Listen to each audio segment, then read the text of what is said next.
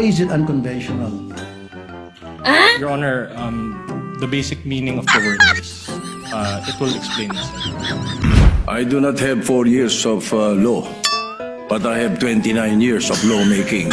Let us follow the rules. Sometimes, you have to bend the law to be able to please the people.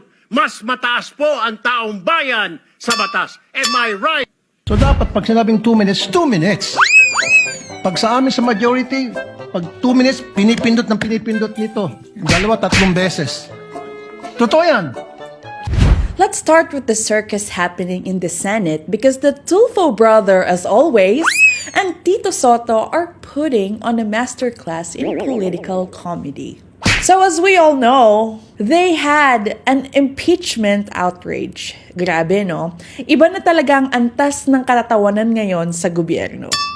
Napasigaw lang naman si Erwin Tulfo. This should be her time. This should be her forum. Not our forum here na ilabas natin ang saloobin natin, mga sagot natin sa mga akusasyon, mga kaso laban sa atin. And this is not also the time, Mr. President, Mr. Presiding Officer, na hanapin yung mga kasama nating nawawala, nakakulong. Dapat po doon sa Senado natin, sa sesyon natin, and not here in this court, Mr. Presiding Officer, Mr. Senate President. Kaya pakiusap ko lamang po sana sa ating mahal na Presiding Officer and Senate President, let us follow the rules, not waste our time kung ano-anong sinasabi natin dito to protect ourselves, to defend ourselves.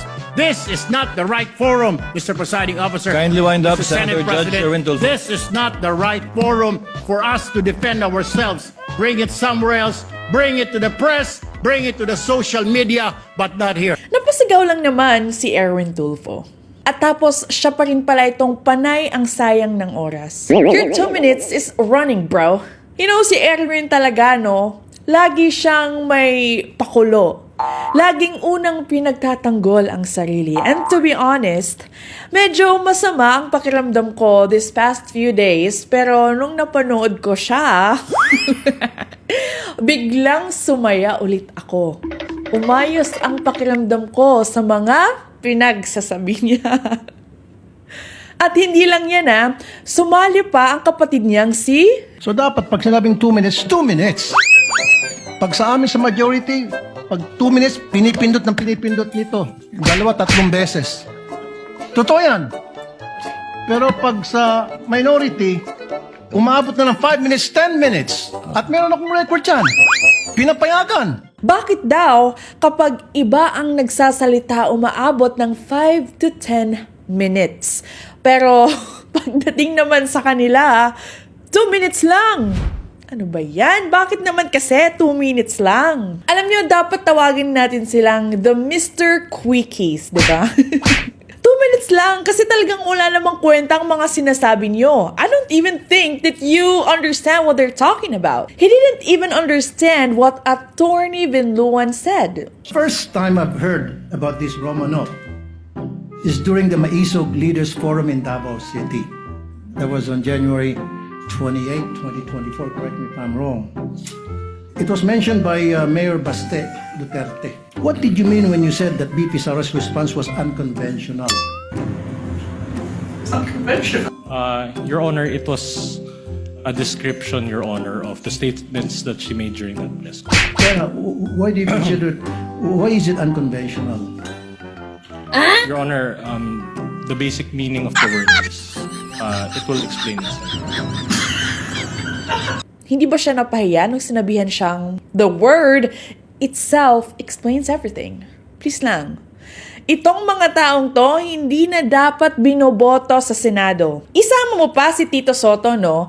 I do not have 4 years of law, but I have 29 years of lawmaking.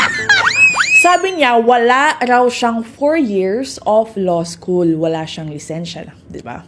Pero 29 years na raw siyang lawmaker. I mean, that doesn't make any sense to me.